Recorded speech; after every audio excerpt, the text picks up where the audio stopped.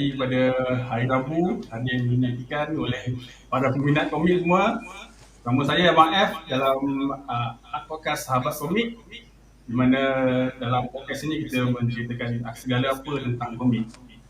Baik, sebelum itu saya nak ucapkan terima kasih kepada pihak Cendana dan My Creative telah membantu melebihkan podcast ini di bawah program Pemulih. Jadi kita telah bersama dengan anda semua, saya dah bersama dengan anda semua dah masuk minggu kelima minggu ni.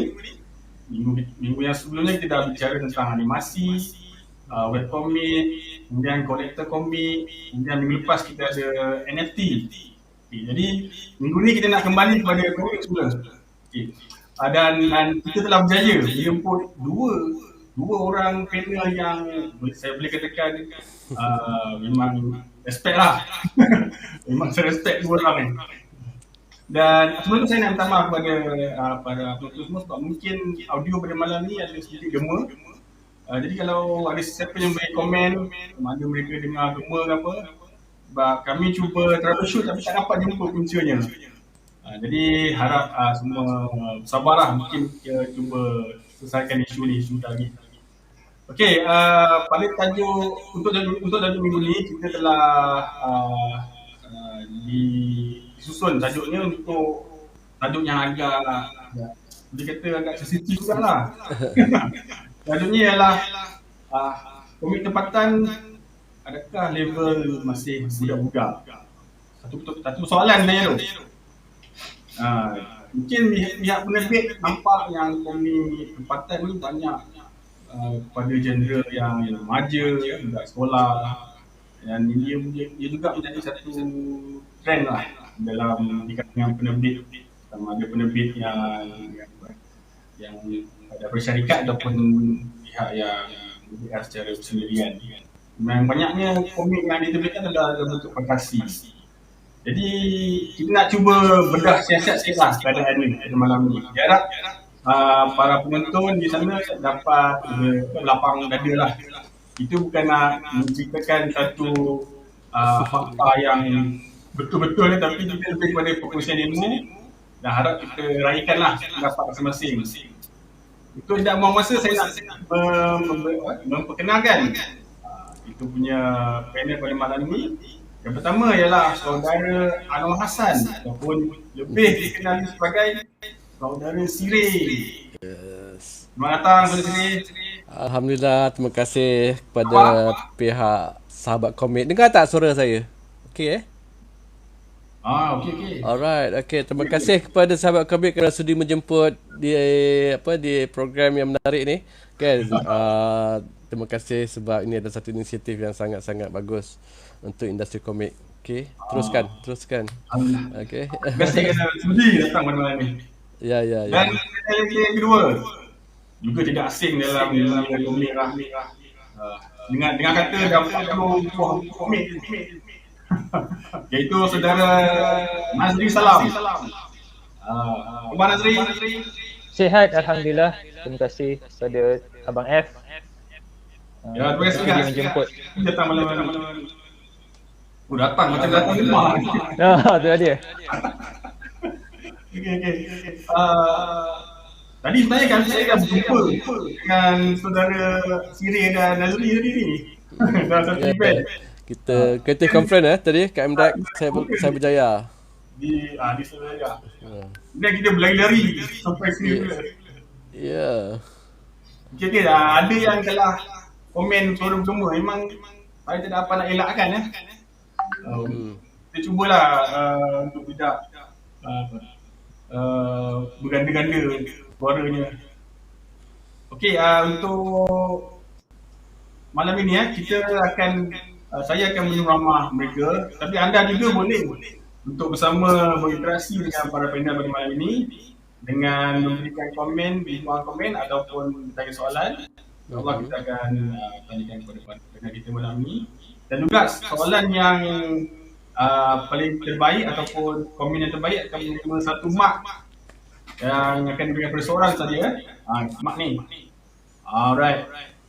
Jadi siapa yang ada soalan, ada pertanyaan, ada yang nak dikemukakan, boleh berikan di ruangan komen. InsyaAllah yang terbaik akan dapat sebuah mark. Baik, sebelum tu, sebelum kita terus ke tajuk kita malam ni, iaitu adakah komik Malaysia ni masih tahap kanak-kanak atau budak-budak. Kita nak tengok, kita nak berkenalan dulu sedikit banyak lah, sebab ada di antara penonton kita yang masih generasi Z kan, mungkin tak mengenali saudara Syirih dan saudara Nazrin. Jadi kita nak kenalan dulu. Kita mulakan dengan saudara Syirih dulu ya. Okey, boleh. Okey. Syirih kenalkan diri, sejarah ringkas dan bagaimana akhirnya menjadi seorang lecturer pada masa ini. Okey, panjang ni. Berapa minit dia ni? Kan cerita habis.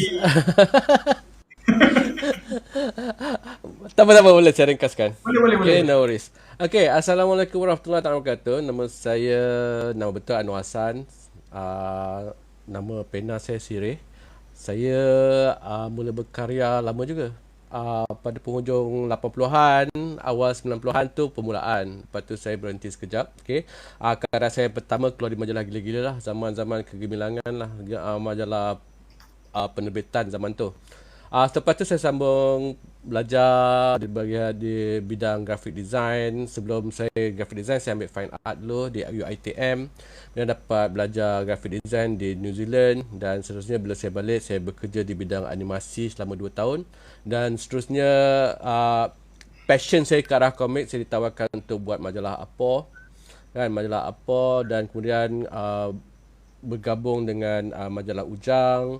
Dan selepas 6 tahun berkesempatan untuk menikmati kegemilangan komik, okay, jualan komik ataupun penimpan majalah-majalah yang kompilasi komik yang mana mampu mencecah sampai beratus-ratus ribu naskah sebulan. Kan zaman tu memang kita komik artis tu macam star lah. Kan. Tapi bila setelah 6 tahun saya fokus kepada bidang komik ni, dah sampai mungkin zaman tu kita lihat ada satu trend macam penguncupan kan, mungkin dipengaruhi oleh dengan internet, digital punya social media kan. Lepas tu saya rasa macam okey, saya ingin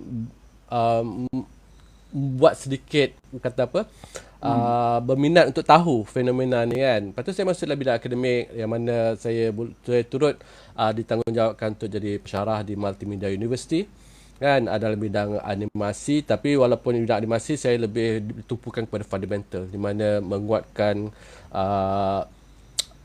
skill anak-anak muda dalam bidang lukisan, storyboarding, penceritaan kan, mencipta watak, konsep art. Itulah fokus saya. Bila masuk animasi secara teknikal tu, ada pensyarah lain yang lebih pakar dan dia yang akan ni. Tapi dalam masa yang sama, passion saya tetap komik. Saya menerbitkan, sepanjang ni dah menerbitkan dekat 6-7 buku kan, kompilasi dan juga personal, sama ada bersama penerbit ataupun sendiri, campur-campur lah. Dan sekarang ni komik masih lagi lekat lah, masih lagi kuat. Dan sekarang ni saya masih lagi berkarya di surat khabar Cosmo kan, secara mingguan. Lebih kepada, bukan sebab duit, tapi lebih kepada untuk meneruskan legasi ataupun melepaskan orang kata macam hobi jugalah. Gian kan. Macam Gian tak boleh. Dia macam kalau tak lukis kartun seminggu tu rasa macam pening kepala, jiwa resah kan, sendu kan. Tetap nak berkarya juga kan. Dia tak boleh stop. Kalau stop, kita rasa macam jiwa tu kosong sikit. Yalah, kita dikenali sebagai dunia komik. Kalau kita tak berkarya, apalah kita kan tanpa karya kita. Jadi sentiasa teruskan, walaupun kiranya macam kalau ikutkan lebih kurang daripada tahun 90 sampai sekarang dekat 23 tahun 20 dekat 33 tahun jugalah karya dah, lebih 30 tahun dah kan, lebih kurang lah kan. Saya pun baru 25.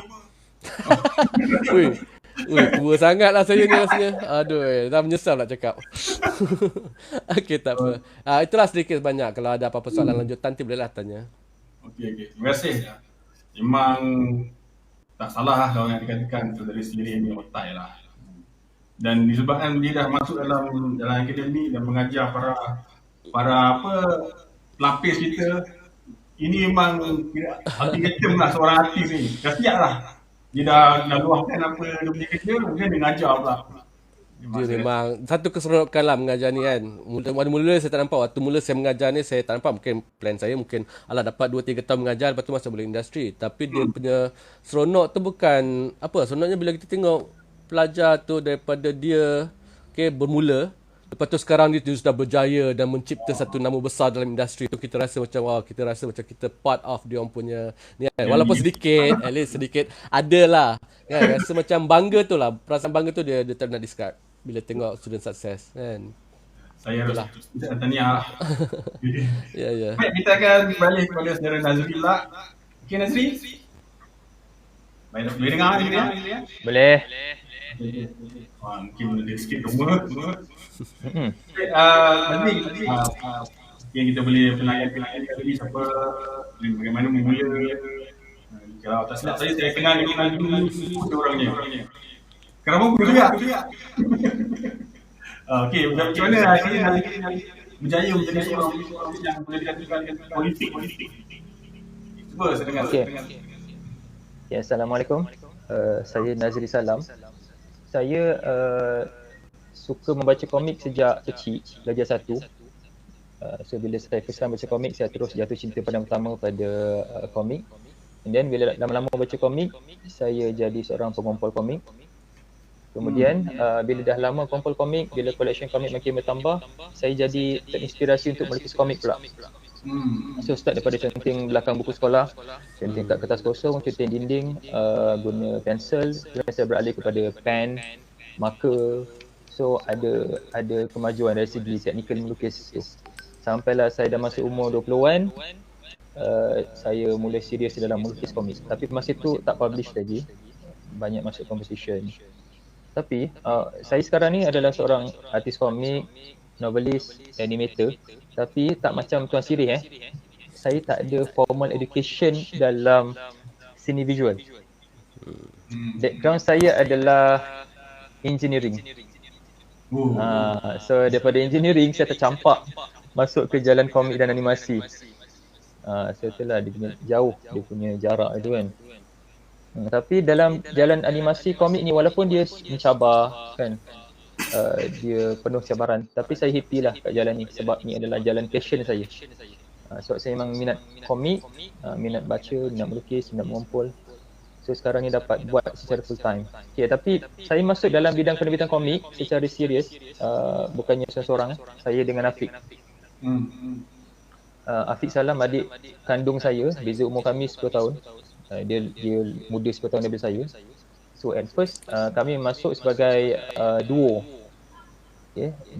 Saya tulis cerita, fikir konsep, manakala Afiq pula dia melukis komik. Dan kerja penulisan ni dia biasanya ambil masa yang pendek tau, compare dengan melukis. So biasa kalau nak buat satu komik tu dia takes time dalam pernah sampai 8 bulan untuk satu buku novel grafik. Satu buku komik lebih kurang 100 halaman. So yang banyak kerja lah Afiq, sebab dia nak kena lukis tau. So in the meantime, kerja saya ialah saya tak boleh duduk diam je.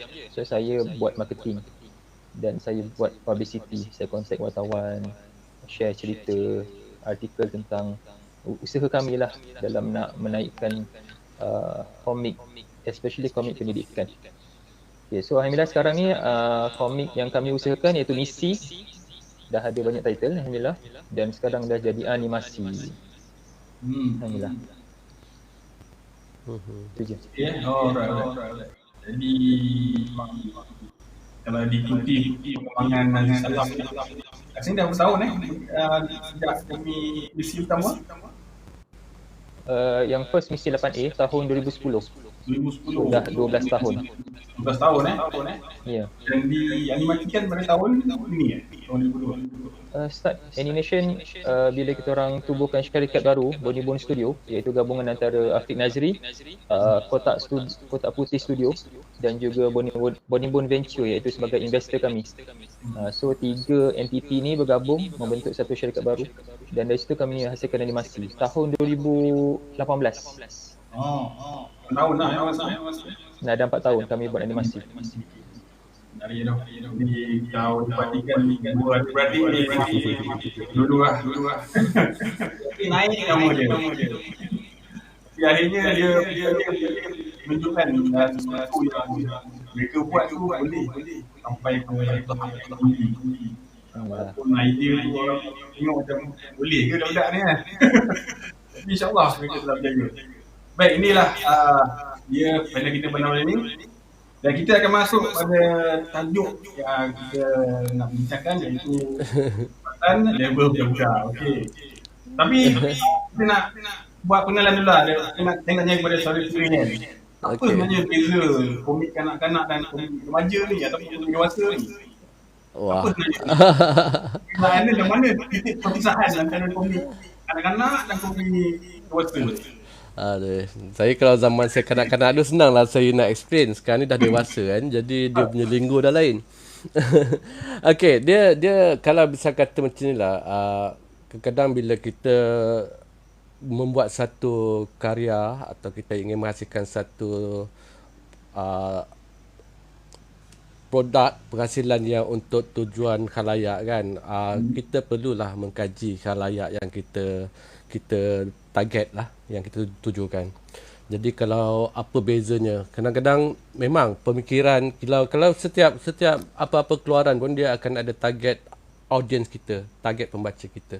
Jadi bila kita ada target pembaca kita contohnya bila kita nak target pembaca kita antara 1 hingga ke 12 tahun kan, ataupun 1 hingga 7 tahun, kita kena kaji macam mana pemikiran mereka, apa yang diorang hendak, apa yang sesuai untuk pembelajaran mereka, bagaimana komik kita boleh membantu dia punya pembelajaran. Macam 7 hingga 12 pun pemikiran dia pun dah lain sikit, dia dah masuk sekolah menengah, sekolah rendah kan. Jadi macam mana kita boleh buat komik yang kita kaitkan dengan suasana kehidupan diorang. Kalau kita terlalu kata apa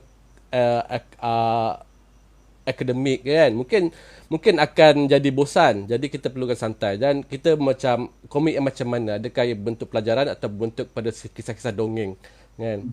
Jadi dalam pada itu juga antara pelajar yang umur 12 sekolah menengah lah, senang nak cerita kan, menengah pula, mungkin pergaulan dia orang dan pemikiran dia sudah berbeza, mungkin sedikit rebel ke, ataupun mungkin sedikit ingin mencuba sesuatu yang baru kan, atau ingin mencuba sesuatu, ingin belajar kan. Dan ini ialah peringkat yang mudah terpengaruh kan.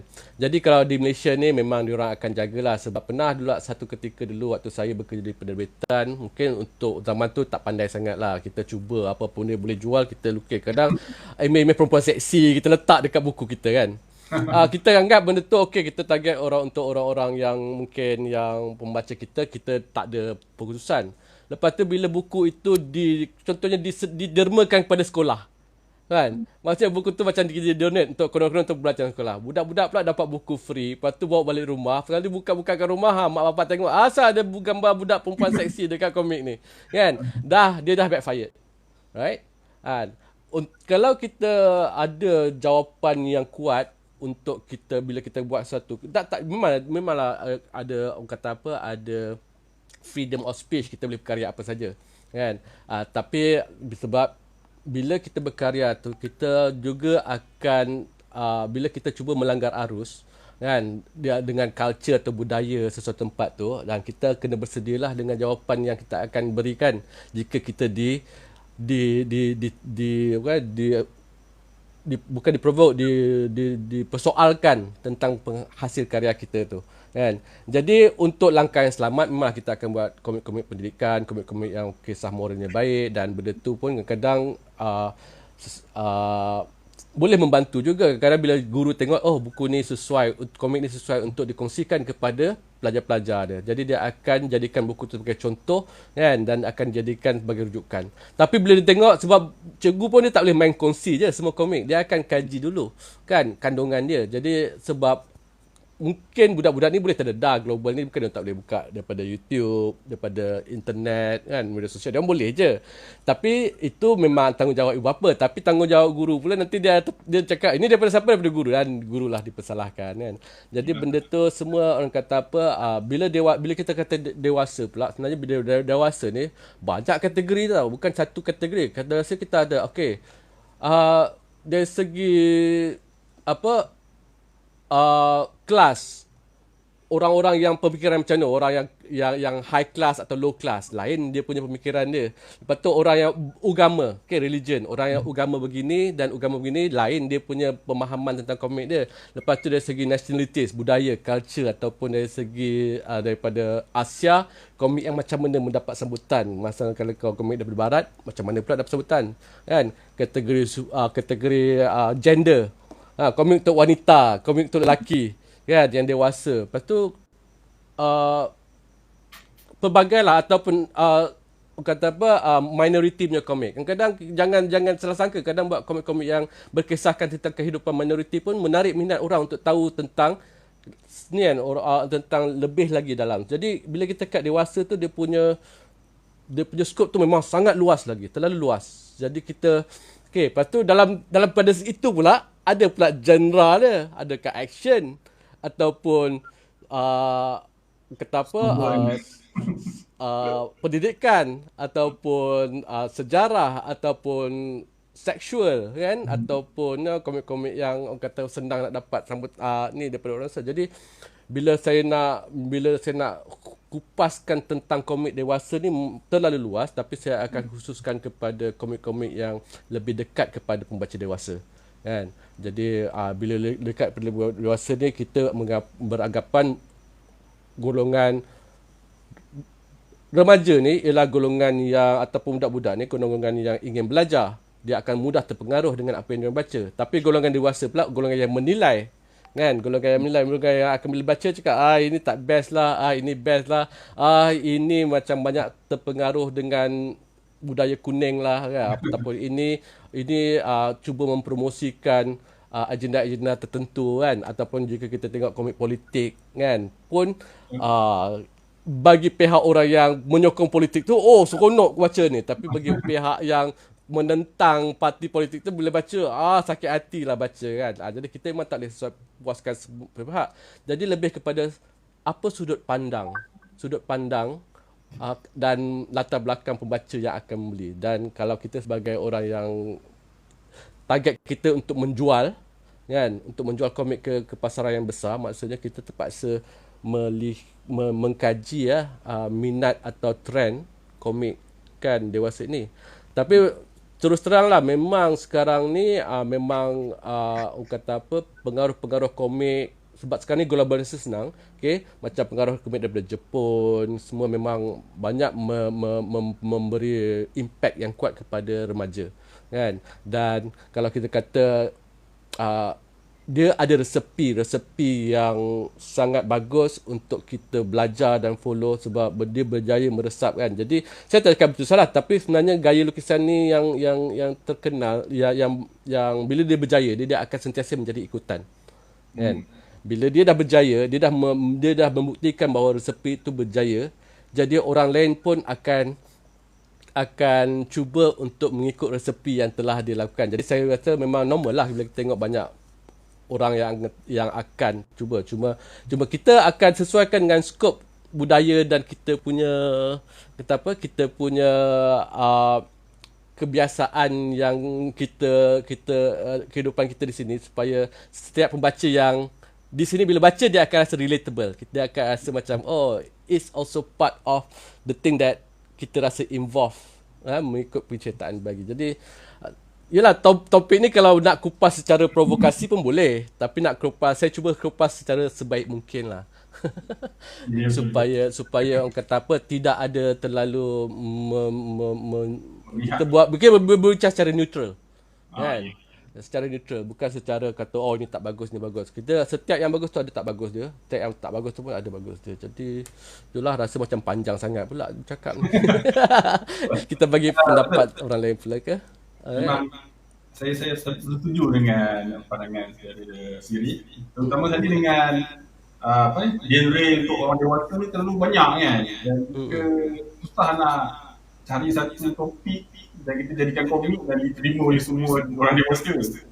Kalau remaja atau kanak-kanak ni lebih mudah untuk kita. Tapi mudah aja sebenarnya pekarya tu ada minat dia sendiri. Kita buat apa yang kita minat. Kita tak perlu fikirkan genre-genre yang kita boleh jual banyak, tapi kita fikirkan okey, aku minat dia dan aku ada banyak pengetahuan tentang dia, dan memang lingkup karya kita memang sesuai untuk golongan pembaca yang meminati kita kan. Jadi saya rasa kita tak perlu paksa kita untuk follow. Kita timbulkan keunikan kita sendiri, dan akhirnya benda tu akan jadi normal lah, akan jadi ikutan. Itu yang seronok tu kan. Kita lebih seronok kalau kita buat sesuatu. Kita tak salah kita nak inspired dengan gaya-gaya lukisan luar. Memang bagi saya tak salah. Kita inspired, kita dapat semangat, kita rasa kita nak buat sesuatu yang hebat macam mereka buat kan.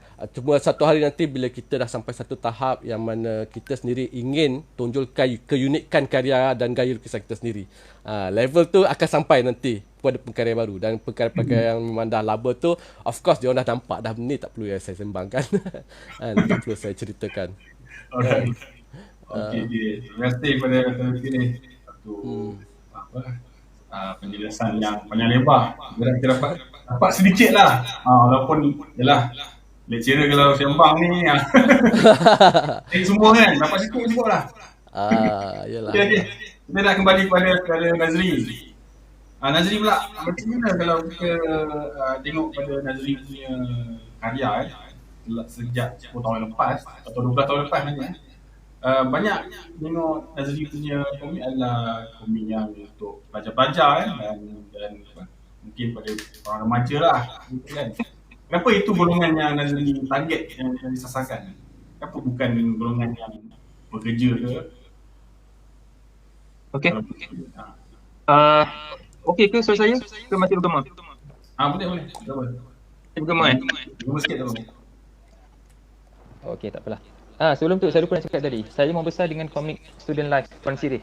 Wah. So, saya berusaha hati bila kita digabungkan dalam satu session podcast. Okey, settle. Okey, berbalik kepada soalan Tuan Forogi. Kenapa saya target kepada pelajar sekolah? Okey, sebab dia berbalik kepada objektif penghasilan komik misi 8A waktu tu. Kami memang target nak kongsikan pengalaman, teknik, tips belajar. Sebab macam saya dengan Afiq pun, kami kira daripada keluarga yang mementingkan education. So walaupun hobi kami melukis, tapi macam mak ayah selalulah nak tengok kami berjaya dalam bidang akademik. So kami belajar lukis macam tu. So bila dah ada peluang, dah dapat peluang untuk hasilkan buku komik, maka kami nak sampaikan something yang bermanfaat kepada para pembaca, iaitu kami nak kongsikan apa rahsia, macam mana boleh dapat straight A dalam exam. Macam mana cara kita nak jadi seorang pelajar yang sentiasa bermotivasi kan, sentiasa kompetitif. So tu adalah objektif kepada penghasilan komik misi 8A. That's why memang kami sasarkan komik misi 8A itu kepada pelajar tingkatan 3 yang nak hadapi 8A waktu tu, PMR 8A. Lepas sekarang dah tak ada PMR dah, sekarang CT3 and then PMT lah. Okay. So tapi kalau tengok pada komik misi, bagi siapa yang follow usia watak komik misi tu dia meningkat saban tahun. Dia seiring dengan peningkatan usia pembaca tau. Dah banyak pembaca datang ke saya dan Afiq, diorang kata diorang start baca komik misi 8A waktu form 1, form 2, darjah 6. Sekarang diorang dah start cari kerja dah. Ada yang dah kahwin. So first kali saya rasa dah tua lah kan. Yang kedua memang itulah, pembaca tu dia membesar dengan komik misi sebab usia watak-watak utama komik misi ni dia meningkat juga seiring dengan peningkatan usia pembaca. So mungkin ada yang sangka komik misi ni actually komik untuk kanak-kanak. Jawapannya tak, actually salah tu. Yang cakap komik misi ni komik kanak-kanak adalah orang yang tak pernah baca komik misi. Sebab ada salah satu judul komik misi iaitu Misi Mencari Cinta. Dalam komik itu ada satu watak utama dia, watak hero dia tu, actually dia mencari jodoh. Dia nak mencari calon isteri. Adakah komik yang macam tu kami sasarkan untuk kanak-kanak? Of course lah tak. Kami target kepada orang yang sedang nak mencari pasangan kan, mungkin yang dah grad, yang mungkin umur 20-an, mungkin awal 30-an. Tapi adakah boleh dibaca oleh kanak-kanak? Boleh, sebab kami hasilkan komik yang mesra kanak-kanak. Tapi bila kami hasilkan komik yang mesra kanak-kanak, tak mesti itu adalah komik kanak-kanak. Kami target kepada orang dewasa. Tapi kanak-kanak pun boleh baca dan dapat manfaat daripadanya. Oh, jadi memang pun suka dengan perkataan apa jadi mesti kanak-kanak. Yes. Ya, sebab macam kita nak buat komik yang dewasa saja nanti tak dapat nak cover banyak yang asal kan. Betul. Jadi jadi buatlah dewasa dengan kanak-kanak kan. Betul, sebab contoh kalau kami buat komik misi mencari cinta, ada babak romantik, ada babak mungkin yang tak senonoh ke apa kan, yang mungkin boleh dibaca oleh pembaca dewasa. Tapi masalahnya komik adalah bahan bacaan favorite kanak-kanak kan. Katalah kita terbitkan buku komik untuk pembaca matang kita letaklah label besar-besar 18 tahun ke atas pada cover buku tu kan. Adakah dia boleh menghalang kanak-kanak daripada baca komik tu? Tak boleh. So that's why macam saya ambil langkah langkah berhati-hati. Kita nak buat komik ni, komik adalah bahan bacaan yang kanak-kanak suka. Dia nampak, dia mesti nak baca walaupun ada label untuk 18 tahun ke atas pada cover tu. Jadi saya tak naklah komik yang macam kalau saya buat untuk membaca matang, dia jatuh ke tangan kanak-kanak dan dia akan belajar benda-benda yang sepatutnya dari situ. Menarik. Satu teknik yang bagus jugalah kan, supaya nak cover semua pembaca tu. Jadi mungkin ada yang tak tahu tentang dunia universe misi tu. Jadi misi sebenarnya bukan saja untuk kanak-kanak dia adalah satu komik yang merangkumi semua umur. Dan dah 12 tahun Nazri betul kan? 12 tahun Betul, 12 tahun. Perjalanan mereka watak-watak misi tu patutnya tidak boleh dicop sebagai komik kanak-kanak lah. Kalau siapa yang tak baca tu memang tak tahulah. Okay. Baik, kita nak cuba baca soalan daripada penonton. Kita ada banyaknya soalan ni. Kita tengok ada yang banyak komplain ni. Abang Sian ni jadi Iman Suhadi, Abang Sire bila agak-agak komik genre seram kita di dunia ni. Ini soalan personal ni. Ada jawapan ke? Apa untuk sudah cerita garis bunian sebenarnya tu dalam perancangan. Sebenarnya semua work tu semua dah ada dekat saya dah. Tinggal saya nak penambah baikkan sedikit. Sebenarnya dia dah bagi dah, cuma kesibukan lah. Minta maaf sangat. Kan? Maksudnya benda ni memang dah perancangan waktu MCO dulu. Kan? Memang saya dah janji target sekali tu bila pesta buku tak jadi kan. Tu saya hold dulu, saya simpan dulu benda tu sampai sekarang. Tapi sebenarnya cover semua dah siap kan. Kalau tengok dekat belakang poster dekat lukisan dekat belakang tu itu dah cover semua dah siap dah. Kan? Cuma sekarang ni tunggu saya rasa terpanggil untuk bila sekarang ni lukisan tu saya siapkan dah lama dulu. Zaman tahun 2000 dekat 20 tahun lepas. Tapi bila kita tengok balik rasa macam alamak, asal lah. Dulu kita kerja tak ikut deadline, kita tak kisah sangat kualiti kan. Macam belasah je, kadang-kadang muka sangat bengek pun kita nampak time tu nampak cantik lah. Time tu bukannya pandai sangat kan. Tapi bila dah lama-lama tengok balik, asal aku tak buat macam ni, kan. So itulah sekarang ni saya ingat saya tengah nak buat penambaikan. Cuba sedaya upaya kalau mampu, insya-Allah. Tak janji tapi ni perancangan saya, harap-harap dapat keluar tahun depan. Okey. Tahun depan okey. Kita screenshot tahun depan. Harap-harap. Bukan janji tau. Harap. Okey. Kita lagi ada soalan daripada saudara Rezhat. Rasanya bukan level budak-budak saja, malah remaja, dewasa dan juga yang berkeluarga juga antara peminat komik yang betul. Apakah rahsia pada karya tuan-tuan yang mampu menarik setiap golongan ini? Ini Tanya ni lah Nazri lah. Tanya Nazri. Panjang soalannya. Okey, boleh. Okey, nak jawab soalan tu bagi saya tak ada rahsia pun. Cuma bila kita nak buat komik tu, kita mesti tetapkan pembaca sasaran. Dan kalau boleh penetapan pembaca sasaran tu dia jangan terlampau umum, dia mesti ada spesifiknya. Kita nak target pada siapa? Kanak-kanak perempuan, kanak lelaki, pelajar sekolah menengah, pelajar IPT, mungkin remaja, belia kan. So kena ada penetapan pembaca sasaran. Okey, itu yang pertama lah.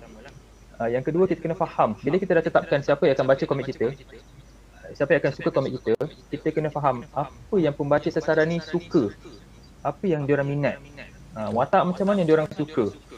Kan, adakah diorang suka watak comel atau watak handsome? Kan, so kalau kita buat komik untuk kanak-kanak, biasa kita akan buat watak yang comel.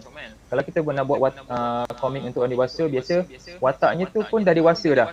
Mungkin dia janggut sikit, mungkin dia handsome macam tu. Tak sesuai kita nak gunakan watak yang comel. So kita nak kena, sebagai pengkarya kita nak kena faham psikologi pembaca tu lah.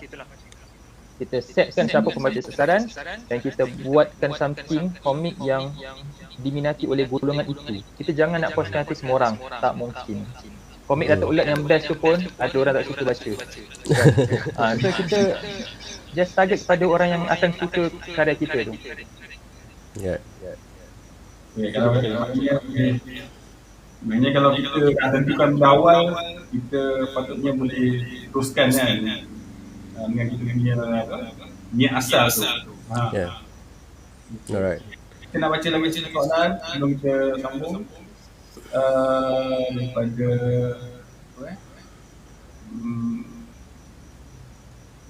okey ni, dia Muhammad Ilham. Perlukah komik-komik tempatan diletakkan klasifikasi tertentu di muka hadapan ataupun nama atas? Kalau ini personal opinion maksudnya kalau personal opinion saya rasa tak perlu kot. Benda tu dapat digambarkan melalui cover muka depan, kita dah nampak dah. Maksudnya kalau lukisan tu menggambarkan gaya yang begini, orang tengok pun orang tak ini untuk siapa kan. Kalau kita pasarkan kan, sebab benda tu akan terjawab sendiri kan. Sebab kalau benda tu tak sesuai dengan sesuatu culture atau pemikiran, benda tu akan backfire balik. Benda tu akan sesiapa yang dia akan viralkan ke, dia akan report kepada pihak-pihak KDN kata benda tak sesuai untuk bacaan kanak-kanak sebab terlalu mempengaruhi ideologi komunis ke, politik ke, ataupun mengajar amalan ilmu yang salah ke kan. Benda tu akan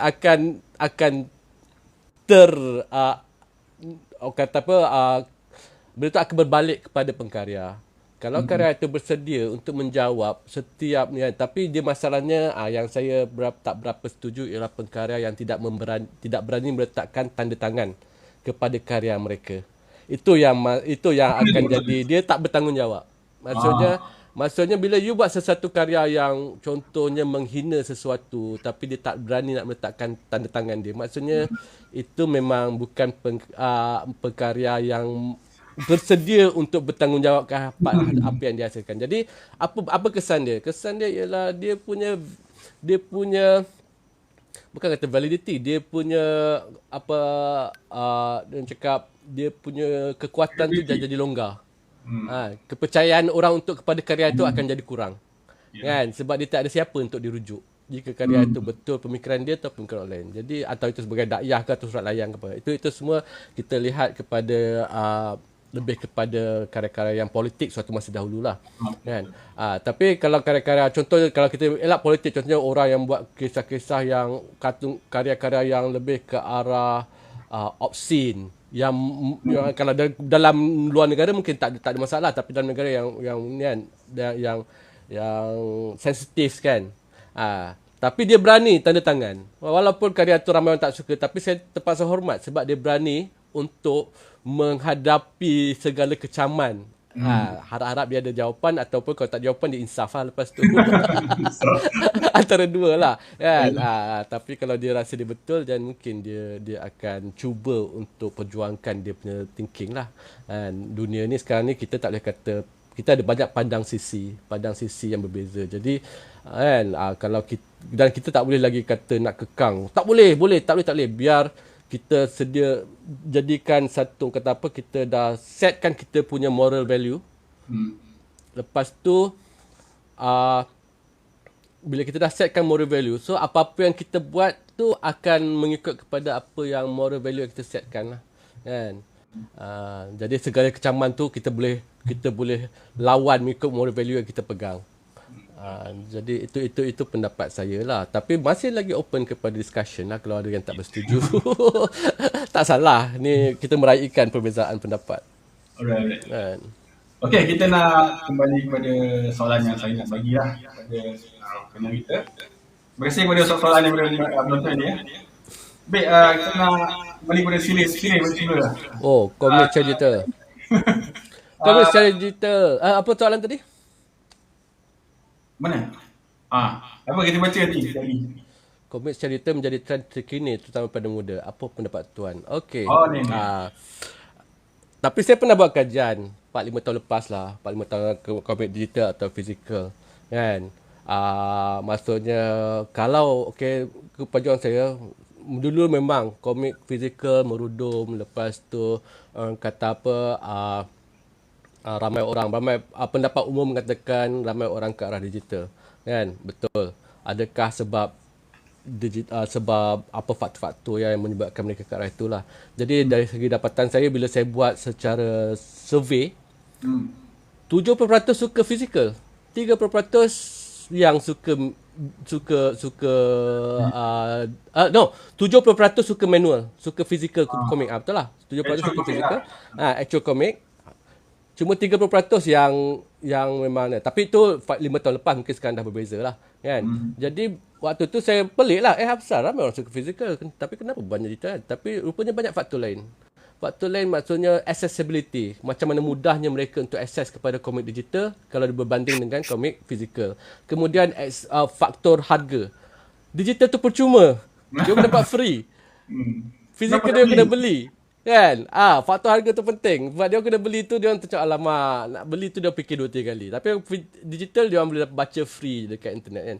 Dan satu lagi, gaya lukisan yang dia boleh akses kepada. Gaya lukisan tu adalah satu appeal factor. Appeal factor ni lebih kepada apa yang menarik dia orang, kan. Dan dia orang mudah untuk dia orang senang. Bila dia orang tak suka, dia boleh tutup, dia boleh buka yang baru, buka yang baru. Tapi fizikal dia dah beli, itu hak mereka selamanya. Dia tak nak ubah-ubah dah. dah sama ada nak gembira sebab dapat harga naskah tu atau menyesal tak sudah sebab dah beli, kan. Jadi ada banyak lagi lah faktor-faktor dari segi nostalgic. Okey, kita lihat satu trend kepada collectors yang saya tengok, kan.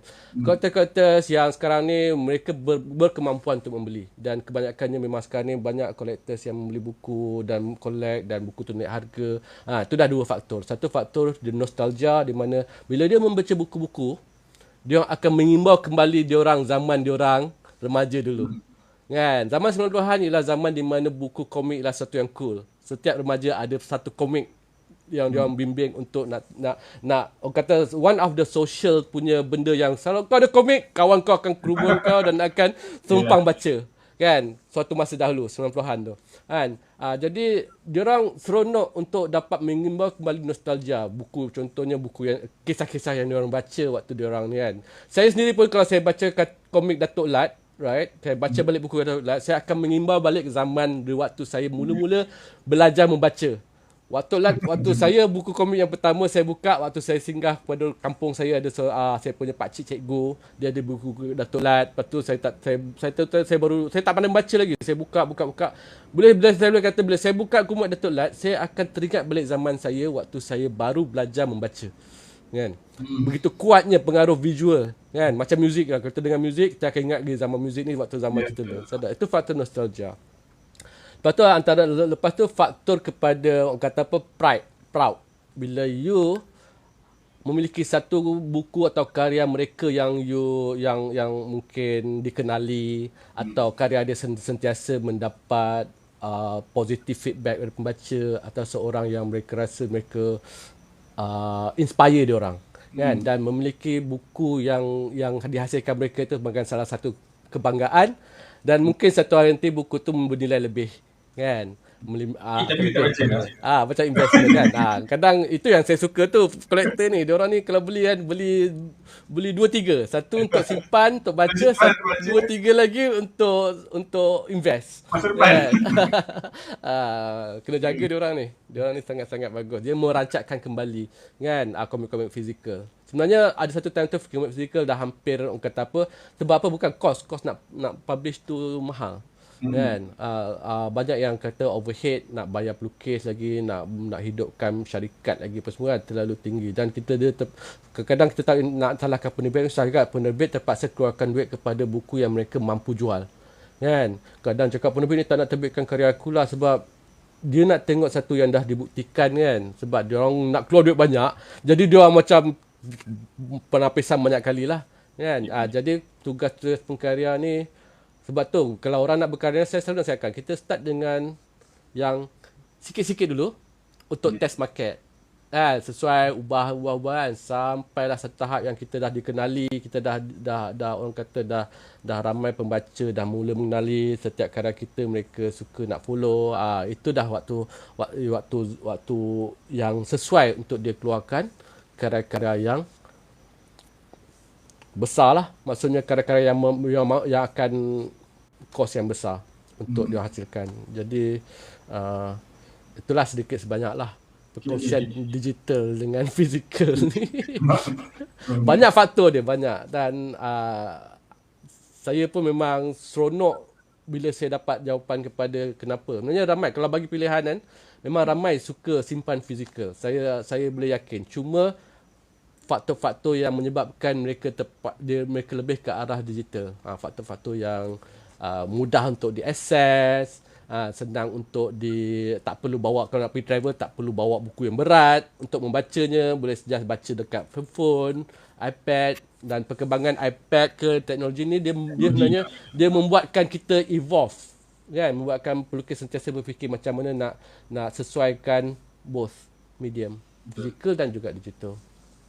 Itulah Perkongsian yang menarik. Baik, nak kembali pada Nazri pula.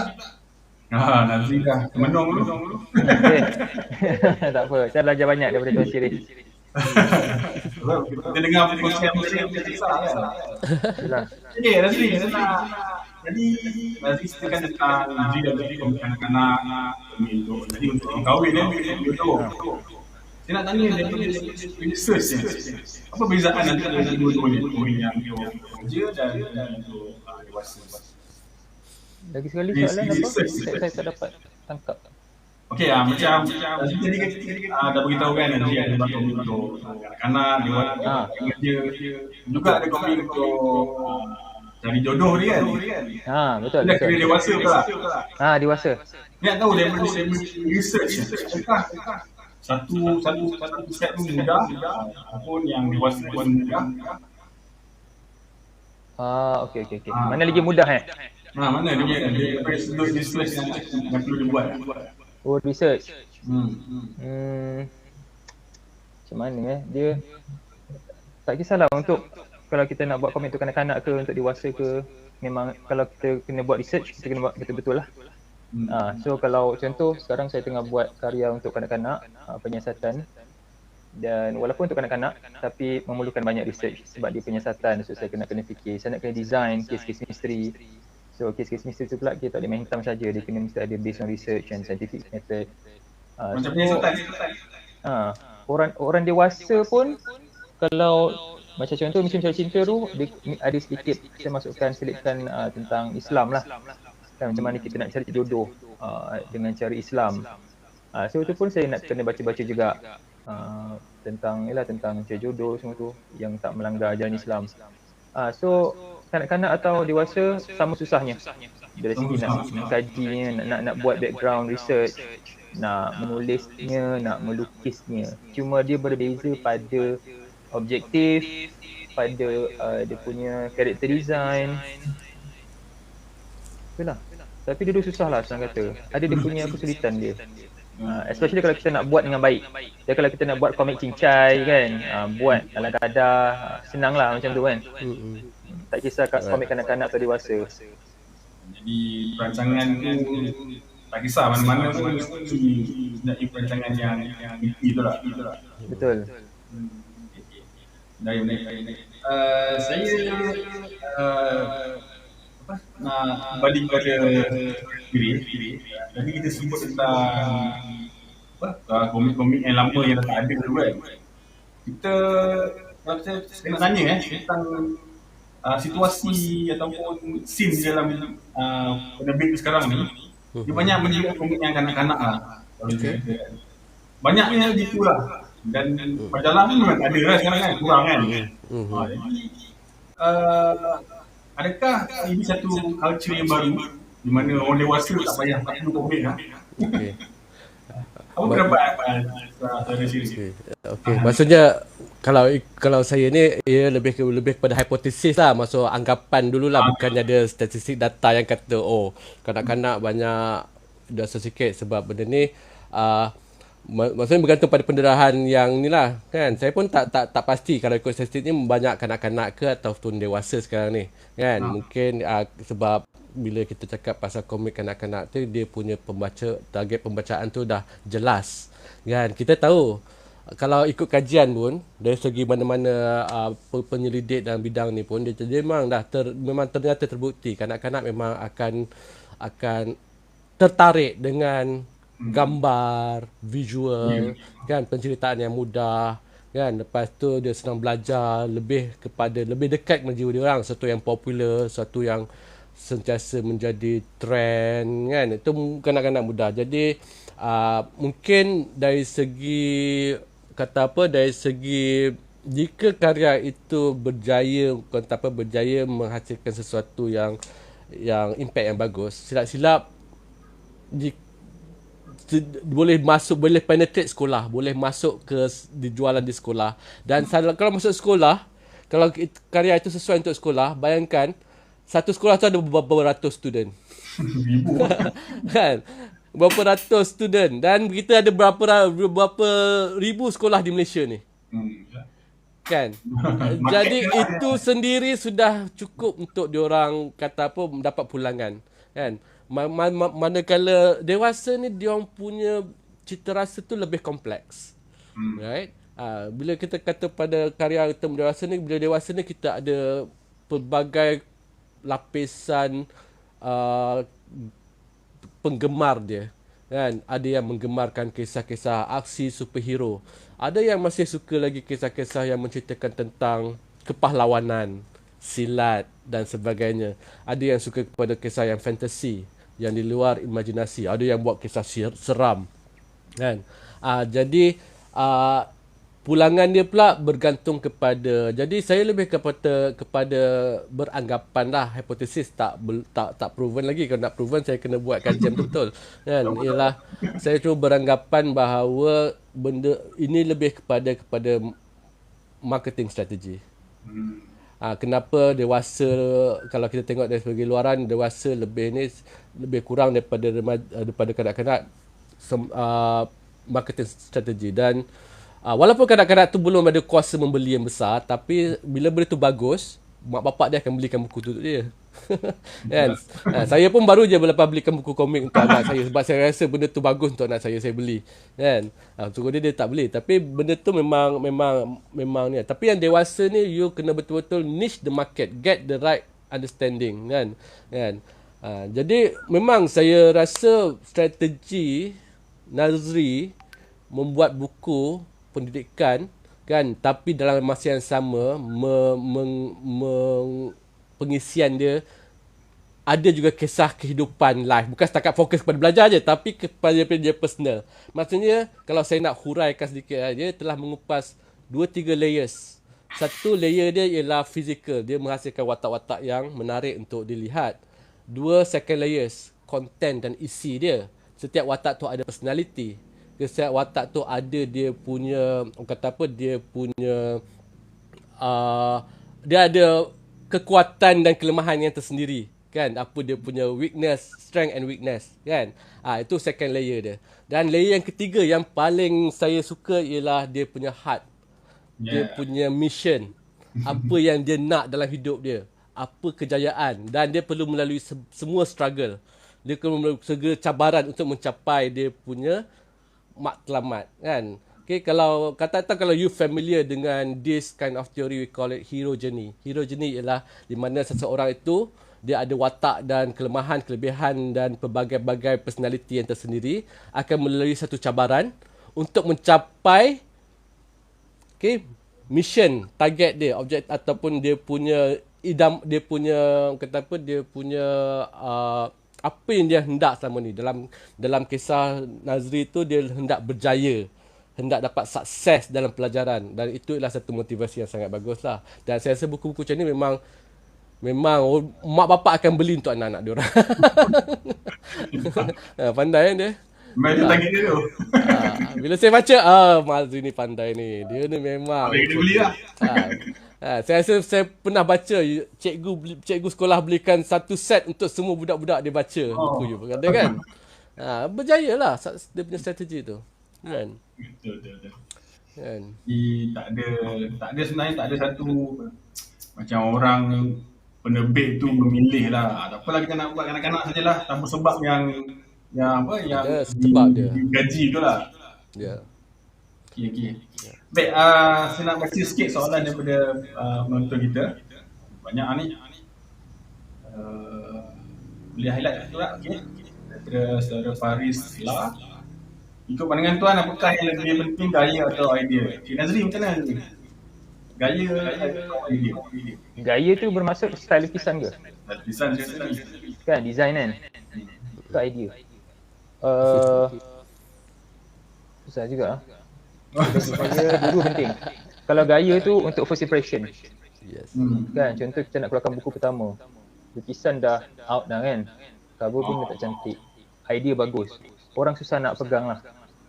Tapi kalau lukisan dia bagus, cantik, cover dia, composition bagus, and then sebab bila kita nak, bila pembaca tu nak belik buku tu kan, dia tak beli lagi, dia baru nak belik, dia of course akan tertarik pada cover dahulu kan, and then dia akan selak tengok style lukisan macam mana. Idea tu hanya selepas dia beli komik tu dan dia hadamkan. So kalau nak kata penting, untuk first impression of course gaya penting. Tapi untuk bertahan lama karya tu dalam pasaran, idea atau storyline, character development, banyaklah benda lain teknikal. Itu jawapan saya lah. Yalah. Betul. Jadi kalau first impression tu nampak macam tak menarik tu, idea power dia pun ada orang pegangan. Right. Alright. Dan saya nak tambah sikit lah. Sila. Okay, gaya ni very universal kan. Kita boleh tengok satu, ada gaya yang cantik, gaya yang cantik yang menarik orang. Tapi ada juga kata yang popular sebab gaya dia buruk sangat. Tu boleh. Kan?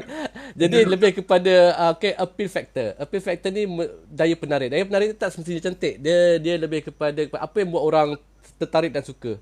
Kan? Kita lihat kan. So bila kita cakap gaya yang menarik perhatian pembaca. Jadi benda ni sangat, sebab bagi saya untuk membuat sesuatu yang cantik dan orang suka senang. Sebab kita dah pandai melukis. Tapi nak buat sesuatu yang buruk dan orang suka susah. Dia itu datangnya idea yang kuat. Idea yang kuat untuk menyokong. Jadi bagi saya dia kena support each other. Dia macam lebih kepada sesuatu yang kata apa, bila kita tengok seseorang perempuan yang cantik, kita tertarik. Tapi bila kita bercakap dengan dia dan dengar dia punya idea, kalau dia tak bijak, kita rasa macam alamak bosannya dan kita akan pergi. Lebih kita itulah dia punya metaforiknya kan. So dia cantik, gaya tu kena perlu sesuatu yang menarik perhatian, tapi dalam sama bila kita baca kita terhibur kan, ataupun kita dapat menghayati kisah dia kan. Itulah. Saya rasa yang komik yang tak cantik tapi best tu macam special case juga. Wah. Kan. Dia dah sampai satu level lain. Level lain dah. Dia level lain. Kalau saya cakap okey, dia ada level dia. Kata orang dia buat cantik, orang suka. Okey, itu level memang biasalah, bagus. Lepas buat buruk, orang suka. Itu pun dahsyat juga. Ada level lagi yang hebat tau. Yang dia lukis tak apa-apa tapi orang suka. Orang memang sanggup beli berjuta-juta. Itu dah lagi level lain dah. Macam lukis abstrak. Itu kata dia dah masuk branding, legacy. Maksudnya kalau contohnya kalau Picasso dia buat lukisan conteng pun Apa orang nak saja beli lah. dah. Apa saja pun orang beli sebab dia dah punya branding tu dah melebihi kepada dia punya gaya lukisan tu. Dia bisa sendiri lah. Itu orang nak sebab orang nak dia punya legacy, dia punya sebahagian daripada hasil dia tu walaupun buruk pun orang sanggup beli sebab itu dia. Kalau pelukis dapat sampai tahap tu saya dah memang legend sangatlah. Dah tak boleh nak kata apa. Tercapai. Alright, kita tengok soalan yang tadi daripada there's lagi. Apakah perancangan komik misi untuk 5 tahun akan datang? Macam mana?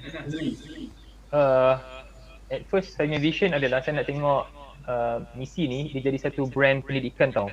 Bermaksud dia bukan semata-mata komik. Dia tak terhad kepada komik saja atau animation. Dia lebih daripada itulah. Itu vision saya dan itu yang kami sedang usahakan sekarang. Saya tak nak misi ni hanya terkongkong dalam komik atau dalam animation. Sedangkan kita boleh kembangkan manfaat dia lebih luas lagi dan kita nak kasih kebaikan kepada lagi ramai orang. So kalau kita hanya limitkan pada komik, dia telah ada had kat situ. Kita nak lah. So target saya adalah untuk jadikan misi sebagai satu jenama pendidikan. Antara yang terbagus lah dekat Malaysia ni macam tu. Macam mana medium ni sebagai Apa tu? tadi cakap sebagai saluran pendidikan. Jenama pendidikan. Macam mana? Maksudnya jenama sebagai produk. Maksudnya dia jadi satu brand tau. Dia bukannya komik saja atau animation saja, dia brand. Contoh dia ada keluar, mungkin kalau keluarkan baju orang akan beli. Kalau keluarkan buku latihan orang akan beli macam tu. So nak fokus pada branding instead of nak fokus pada pembangunan konten semata-mata. Okey. Baik. Nazri, Ya. terms yang you boleh research ialah transmedia. Dia IP. You hold the IP. Misi is you punya IP.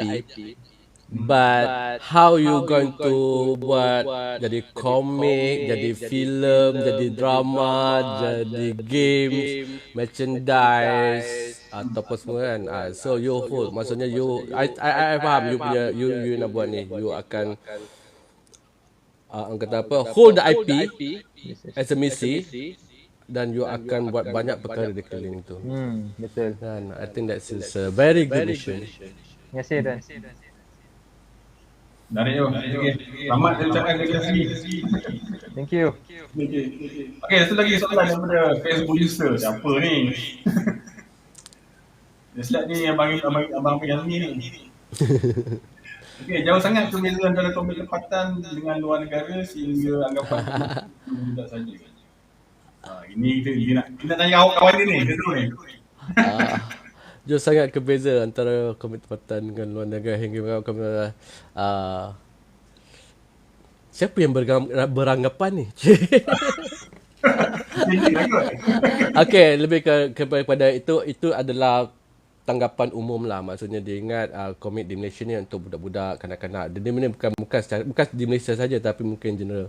So bila kita cakap pasal mungkin sebab kita dah didedahkan dengan mungkin karya-karya luar negara nampak hebat, nampak berjaya, tapi yang kita didedahkan ialah karya-karya yang memang hebat. Sebenarnya banyak juga karya yang tak hebat.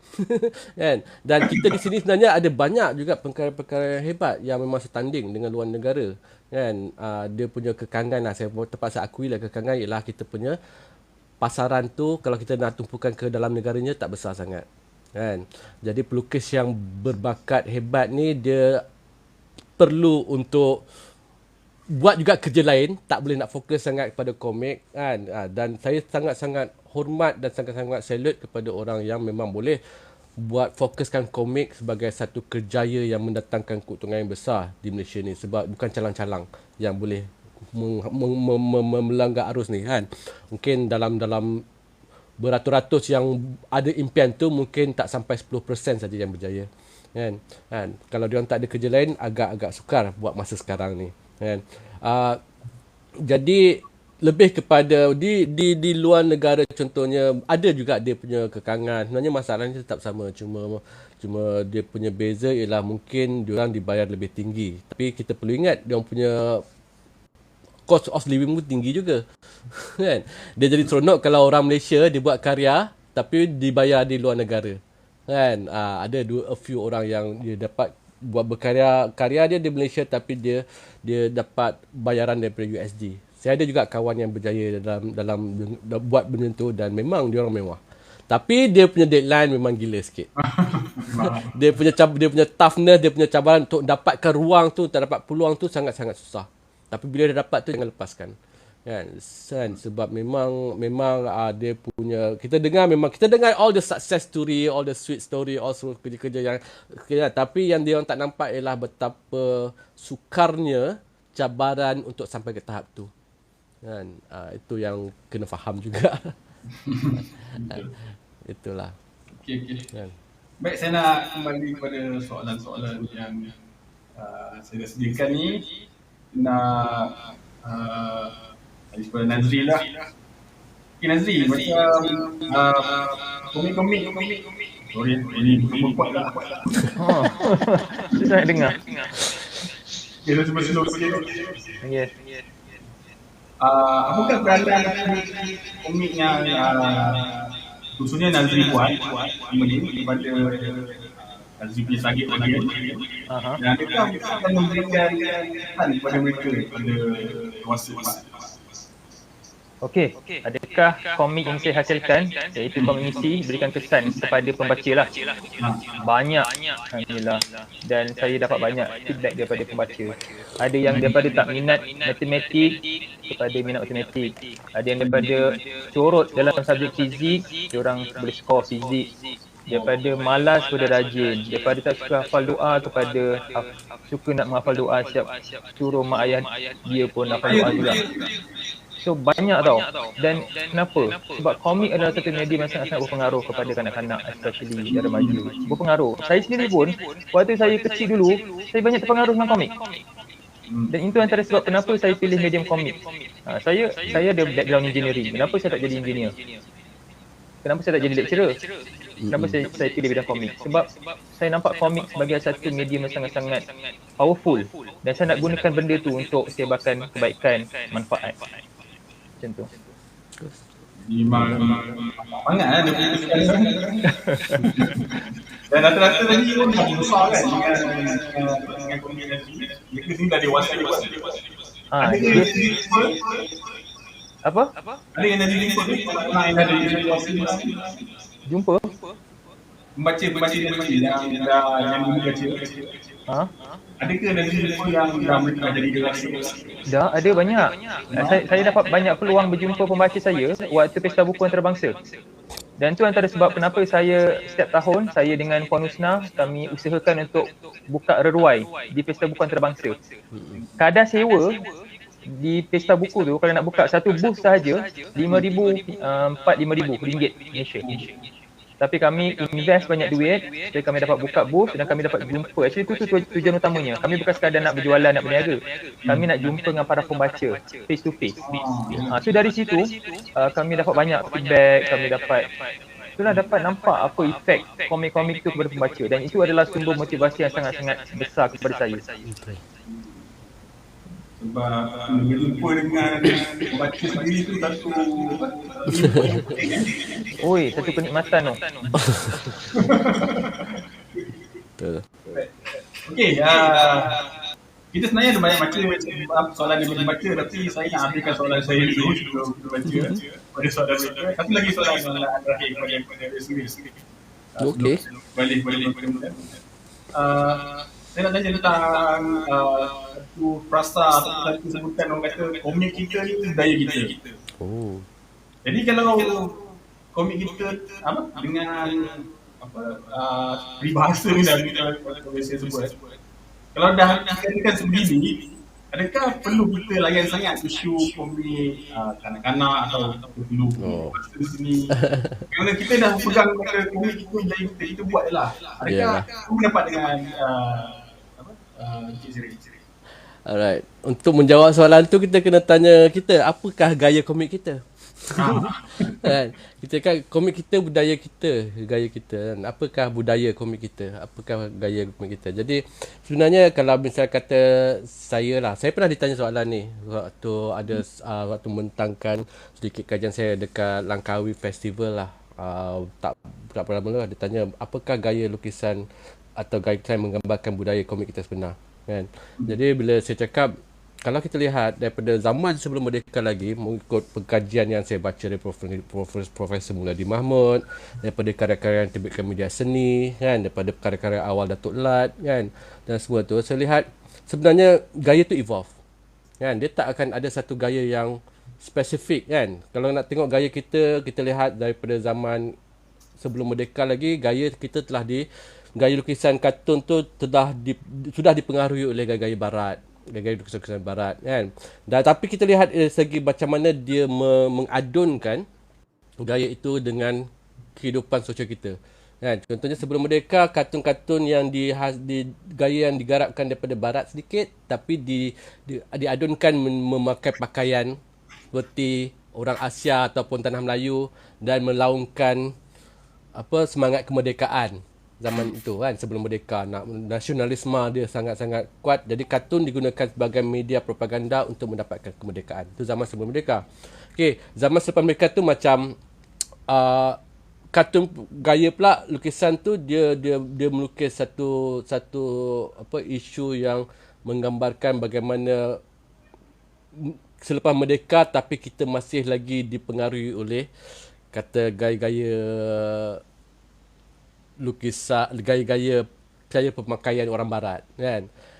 Dan kalau kita tengok dari segi lukisan, dari segi evolusi gaya lukisan tu, sebenarnya dia akan apa gaya yang popular pada zaman dan era tersebut akan menjadi ikutan pelukis-pelukis zaman itu, kan. Dan itu dah menjadi lama kelamaan dia menjadi budaya kita. Dia terserap ke dalam budaya kita waktu itu, kan. Kalau kita tengok sebagai contoh yang senang difahami lah, yang mudah untuk dihadamkan ialah kalau kita majalah gila-gila, majalah popular, kan, yang sangat-sangat popular zaman 70-80-an dulu. Kalau kita lihat macam mana sejarah awal penghasilan dia, ia adalah satu rujukan yang sangat-sangat hampir carbon copy kepada majalah Mad. Pernah baca majalah Mad? Kan, segala watak, segala cerita, segala resepi yang ada dalam majalah Mad tu digarapkan kepada majalah gila-gila, tapi diubah dan diadunkan mengikut cita rasa dan jenaka tempatan, kan. Dan dia mendapat sambutan yang sangat-sangat hebat. Dan setelah melalui beberapa fasa, orang telah menerima gaya itu sebagai gaya lukisan kita, kan. Dan setiap pelukis tu adalah gaya-gaya dia yang tersendiri. Kita lihat macam mana Datuk Lat dulu pun dia mungkin pada awalnya ada juga terpengaruh dengan lukisan Bino, dan macam mana lepas tu dia garapkan, dia menghasilkan satu yang unik yang akhirnya menjadi satu ikonik punya gaya Datuk Lat yang memang orang taklah pertikaikan. Itu adalah gaya lukisan yang banyak menggambarkan kisah kehidupan Malaysia, kan. So itu dari segi konteks Datuk Lat punya gaya lukisan. Tapi kita ada banyak lagi, mungkin pelukis bukan Jaafar Taib, pelukis macam Ujang, kan, Lambok, kan. Serang yang masing-masing menginterpretasikan gaya kita, budaya kita mengikut sentuhan mereka tersendiri, kan. Kita tak ada satu spesifik, tapi kita boleh tengok, kita tahu, oh ini ialah gaya pelukis tu daripada Malaysia, kan. Dan sekarang ni trend dia ialah kita lihat banyak pelukis-pelukis yang memang dipengaruhi oleh gaya-gaya dari segi dari Korea, daripada Japan, kan. Manga sejak 90-an lagi dah ada. Bila dah ada Global Sinasida kita nampak, sebab dia asalnya daripada teknologi penerbitan berkembang. Jadi diorang mudah untuk translatekan komik-komik Jepun ke bahasa Malaysia, kan. Komik-komik manga, komik barat ke bahasa Malaysia. Dan bila zaman tu belum internet tak kuat lagi, kan. Jadi diorang dapat tu, diorang macam suka dan menjadi diorang kumpul lah macam Akira Toriyama, kan, Dragon Ball, kan, semua-semua tu lah, kan. Dan menjadi ikutan, dan lama-lama bila jadi ikutan ramai yang terpengaruh, tapi diorang akan terpengaruh, dan lama-lama kelamaan bila diorang garapkan mengikut tempatan punya sentuhan, kan. Dan lama-lama kita dah terasa benda tu sebahagian daripada budaya kita, kan. Jadi berbalik pada soalan tadi, kartun kita dan budaya kita akan sentiasa evolve, kan. sentiasa evolve dan sentiasa akan apa yang kita sesuai dengan pemikiran masyarakat dan diterima, dan lama-lama dia akan kelamaan akan menjadi sebahagian daripada budaya kita. Kan mungkin kita lihat balik zaman mak bapak kita 60-an 70-an, cara pemakaian dia berbeza dengan kita sekarang. Sebab apa kan? Tapi sekarang ni kita dah terima itu ialah budaya kita kan. Mula-mula mak bapak kita beritahu kita pakai, cakap, "Oh, itu bukan budaya kita, rock bukan budaya kita." Tapi lama-lama bila dah ada rock kapak, rock macam Melayu, rock ni kan, tiba-tiba rock tu pun dia sebahagian daripada budaya yang pernah dilalui oleh masyarakat kita. Jadi bila nak cakap pasal budaya, perkembangan budaya ni, yang paling arif tu memang profesor-profesor yang kaji budaya lah. Tapi saya cakap dalam bentuk konteks komik lah. Dalam konteks komik ni saya cakap memang saya raikan kepelbagaian, saya raikan diversity of genre and style, sebab saya suka tengok gaya-gaya yang unik kan. Dan saya rasa gaya lukisan, budaya lukisan tu tak boleh nak dispesifikkan kepada satu gaya sendiri. Dia lebih kepada pemikiran kan, pemikiran, ideologi pengkarya itu dan apa yang dia pegang kan. Kalau dia kata, sebab saya pernah seorang pelajar saya dikritik sebab dia terlalu mengagungkan manga punya style kan. Dia cakap, "Oh, ini bukan lukisan." Cakap, lepas tu dia jumpa saya, dia cakap, "Macam mana sir?" Saya tanya dia, what is dia punya purpose? Apa yang dia target lah hidup dia? Kalau dia target untuk jadi seseorang yang nak terkenal dengan gaya lukisan dia, manga bukan, sebab manga bukan gaya dia. Tapi bila dia tapi kalau dia ingin mencari duit, dia akan boleh dapat duit dan dapat hasil yang banyak dengan gaya tu. Cuma nasihat saya, kalau dia nak dapatkan sesuatu unik dan bangga dengan hasilkan dan dikenali sebagai seseorang yang menghasilkan tu, dan dia perlu evolve, mendapatkan inspirasi daripada kartunis kartun-kartun yang diminat, manga ke, western ke, ataupun mana-mana. Dia dapat inspirasi, tapi dia adunkan dan dia bentukkan jadi gaya dia tersendiri. Itu yang saya harap kan, pekarya-pekarya faham lah kan. So kita tak perlulah bergaduh pasal ni gaya ni ke gaya dia, tak perlu. Itu semua ialah kita raikan diversity of genre. Kita perlukan kepelbagaian dalam gaya, sebab itu akan memeriahkan. Itu lebih memeriahkan. Macam kita masuk kedai lah, kalau pergi kedai jual satu barang je, kita tengok pun masuk sekejap je kita keluar. Tapi kalau kedai tu jual pelbagai barang, kita ada banyak pilihan dan kita lebih seronok untuk menilai setiap bahan-bahan dalam kedai itu kan. Itulah dia punya analoginya. Jadi kalau boleh saya katakan, kita punya diversity itulah budaya kita lah. Diversity budaya kita. Dan bukan setakat gaya lukisan, tapi pemikiran karya-karya kita kan. Idea yang kita hasilkan dalam lukisan kita tu. Itu yang kan. Tapi ini masih lagi yang kata bukanlah satu idea. Boleh dibidaskan. Kalau ada yang tak setuju dengan saya, sila kita boleh bash lagi. Boleh, tak ada masalah kan. Kita sambung kepada kata-kata akhir daripada panel. Kita nak ambil soalan dulu. Ada beberapa lagi yang ingat ni. Okey, kita ambil soalan daripada siapa ni? Nizal. Macam mana nak maintainkan relevance sebuah komik itu dari segi apa yang perlu dijaga, konten atau dari segi lukisan? Cuba Nazri pula macam mana? Okay, konten ke lukisan nak maintain relevant di sebuah komik. Okay, katalah kita nak buat satu siri komik dan kita nak komik kita tu bertahan berapa lama? 10 tahun, 15 tahun. So kalau nak buat benda macam tu, kita kena konsisten keluarkan produk. Jangan keluar satu buku, stop. Jangan kita keluar satu buku, sambungannya keluar lagi 4 tahun. Dia tak ada konsistensi dari segi penghasilan produk tu. So bila macam tu, pembaca pun malas nak tunggu. Kan kalau keluar dia punya sambungan keluar lambat ataupun terus tak ada sambungan. So buku tu dah bagus, buku pertama tu mungkin komik yang pertama tu dah bagus, tapi sambungannya tak ada ataupun lambat keluar. So pembaca pun give up lah. So kalau kita nak relevant, senang je, keep on hasilkan komik. Walaupun mungkin lukisan kita tu tak seberapa, tapi insyaAllah akan ada orang suka lah. Pada masa sama try untuk improve. Dari si konten pula memang nak tak nak kena ada konten yang quality. Lukisan yang bagus pun, tapi kalau kontennya tak bagus pun susah juga nak survive. Ni konteks kalau kita nak hasilkan karya yang evergreen. Tapi ni jawapan yang sangat simple. Actually banyak lagi benda yang nak kena belajar, banyak faktornya. Dari sini nak tambah Macam mana nak maintain relevan sebuah komik itu? Saya setuju dengan pendapat Nazri itu berkenaan dengan bergema lah. tiba pula. Ada, okey. Dah okey dah? Okey dah. Alright, okay. So, saya setuju. Okay, maksudnya pengkarya perlu sentiasa menghasilkan. Sebab bila kita sentiasa menghasilkan, kita akan nampak kesilapan kita dan kita akan sentiasa mendapat feedback daripada pembaca. Dan kita akan sentiasa engagement dengan orang yang yang follow kita dan mereka akan memberi, sebenarnya dia punya pendapat dan punya kritikan tu semua sangat bagus. Sebab dari situ kita akan perbaiki, kita akan pernah membaikkan, kita buat lagi dan mereka akan inilah. So kalau misal kata nak kekal pelukis, kalau nak kekal relevan, dia kena perlu sentiasa berkarya. Dan dalam masa yang sama, kadang-kadang bila kita satu berkarya, akan ada karya-karya kita yang bagus dan akan ada karya-karya yang memang tak berdapat sambutan, itu biasa kan. Tapi yang penting ialah the resilient, the agility, kedegilan kita untuk sentiasa terus berkarya kan. Walaupun kita mendapat kritikan ataupun mendapat kutukan ke apa semua kan, sentiasa berkarya. Tapi kalau kita react kan, maksudnya kalau kita buat orang kutuk, kita belasah benda yang sama tu, memang tak ke mana jugalah.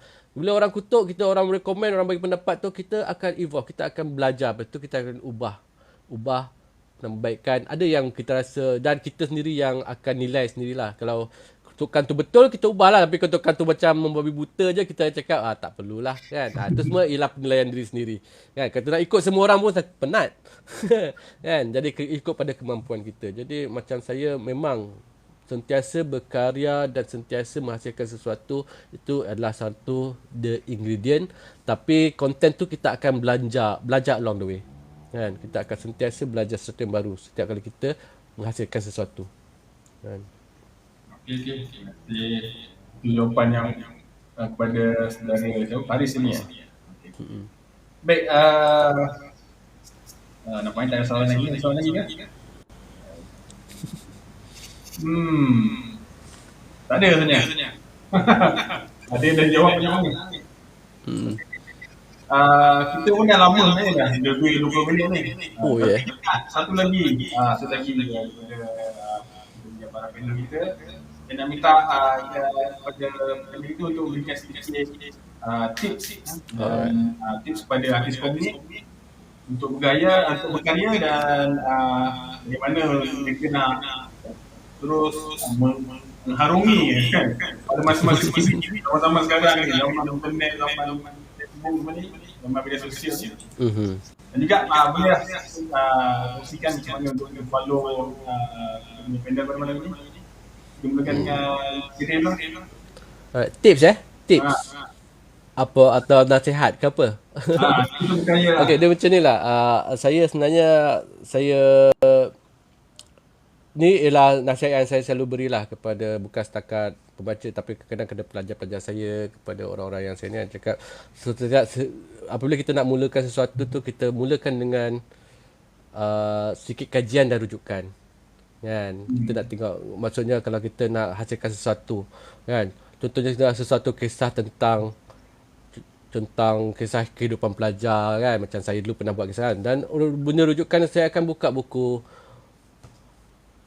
Aku Budak Minang, saya buka buku luar negara, saya akan baca dulu semua benda yang diorang tengok, apakah ciri-ciri yang buat kisah dia menarik kan. Maksudnya kita rujukan, atau kita ada inspirasi, kita ada idola, kita terinspirasikan karya-karya kan. Contohnya kadang-kadang bila saya terinspirasi dengan karya-karya yang dihasilkan oleh arwah Ai, macam mana dia menyusun, mereka letak karya-karya dia kan dengan cantik kan, saya akan tengok wow, macam mana dia boleh dapat menghasilkan sesuatu yang orang kata apa, sangat-sangat menjadi terkesan kepada pembaca kan. Maksudnya kita tengok macam mana, apa faktor, dan dia sangat bagus kita diinspirasikan dan kita melihat rujukan atau kita mengkaji apa yang dah resepi kejayaan karya-karya yang sudah hebat, yang sudah ternama. Dan daripada situ bukannya tiru tau. Lepas tu jangan tiru. Kalau you ambil sebiji, tu you lukis sebiji macam dia, tu dah tak best lah. Itu dah macam tipu lah. Lepas tu kita analis, kita fahamkan, dan bila kita faham tu, bila kita dah faham apa resepi-resepi yang menarik, kita cuba adunkan balik kepada karya-karya kita, kepada apa yang kita hasilkan supaya benda tu relevan kan. Itu dari segi tip untuk berkarya. Memang kalau saya akan mulakan dengan sedikit kajian bacaan dan karya-karya yang sudah berjaya di masa dahulu. Kan? Untuk orang kata kalau dalam research kita panggil literature review lah. Kita review dulu karya-karya orang sebelum kita nak mulakan. Lepas dah puas hati, dah rasa dah dapat dah idea. Kadang dia boleh jadi, kita akan dapat idea dengan cara begitu. Kita buka kalau kita baca kita akan dapat macam-macam idea. Oh, seronok kau dapat directkan cerita dia macam ni. Dan itu idea kita kan. Selepas itu bila kita dah bersedia, kita equip kita punya diri sendiri dengan skill yang perlu untuk menghasilkan karya sebegitu kan. Selepas itu sentiasalah teruskan berkarya, jangan stop kan. Dapat seminggu sekali pun jadilah kan, tapi jangan putus. Sebab bila you putus tu, you dah macam engagement dengan pembaca tu dah akan terputus. Dan kalau kita lihat dalam konteks social media sekarang kan, saya rasa engagement dengan kawan-kawan kita di social media sangat penting kan. Networking pun sangat penting. Sebab jangan terkejut kadang orang beli karya kita, kadang dia bukan nak baca sangat, tapi sebab dia nak support kita dan sebab dia suka dengan kita punya persahabatan kan. Ramai juga bentuk. Dan bila kita ada engagement, awareness kan. Kadang dia orang beli buku kadang disebabkan mungkin personality kita, mungkin disebabkan dia rasa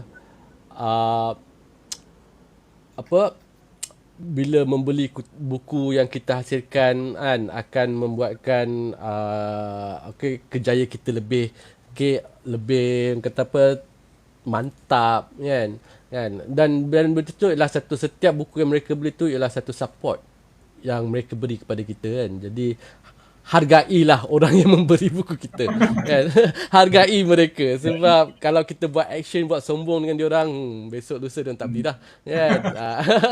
Kan, jumpa-jumpa kan. Kalau at least dapat tersenyum ke, bersembang ke, itu sangat-sangat bagus kan. Dan banyak lagi lah sebenarnya tip yang saya nak bagi, cuma setakat ni itulah yang terfikir untuk bercakap sekarang kan. Dan jangan berhenti belajar lah kan. Sampai sekarang saya masih belajar lagi kan. Saya pun nak belajar dengan Nazri macam mana dia boleh open business dia sendiri kan, sampai publishkan berapa puluh buku kan. Saya pun tak mampu buat sampai berapa puluh buku kan. Dia masih baru tapi dah hasilkan sampai 40-50 buku. Kan. Kan. Jadi itu sangat-sangat itulah. Dari segi tu saya memang hormat dengan pencapaian yang dah dicapai. Kan. Itulah. Terima kasih. Kita nak dengar pula daripada Nazri pula. Terima kasih Tuan Siri ya. Terharu. Okey, nasihat.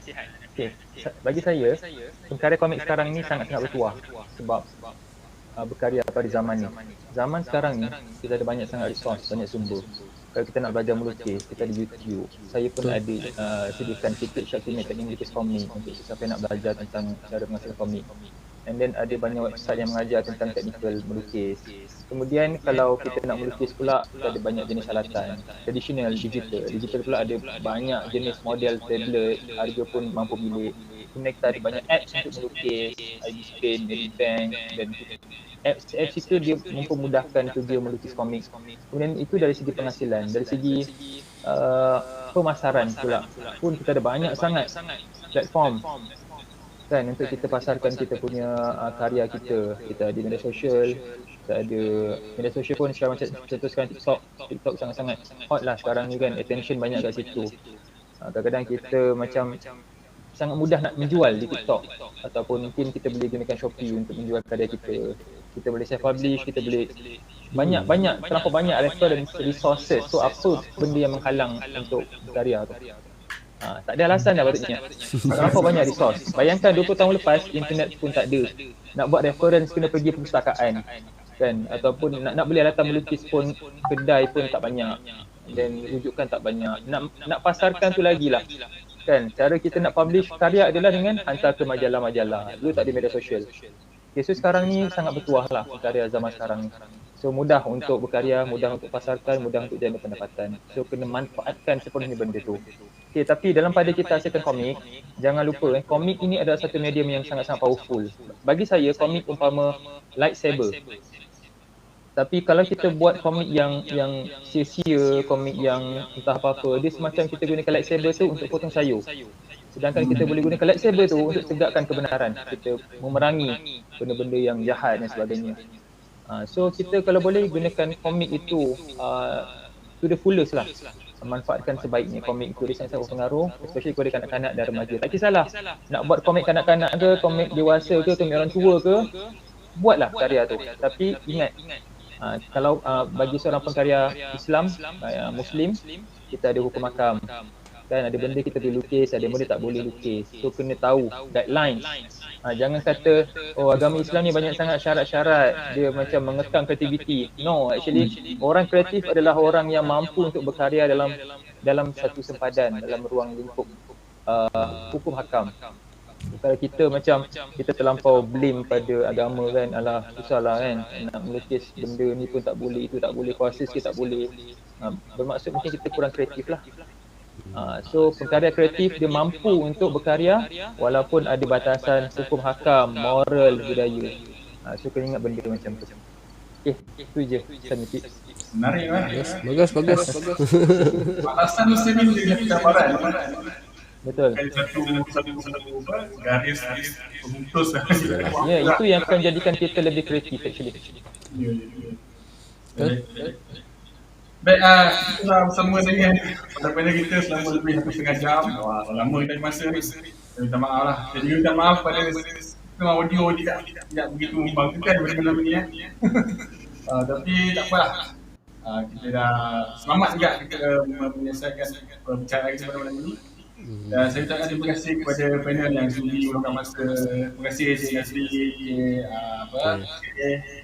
Jika ada salah silap daripada pihak saya pun minta maaf ya.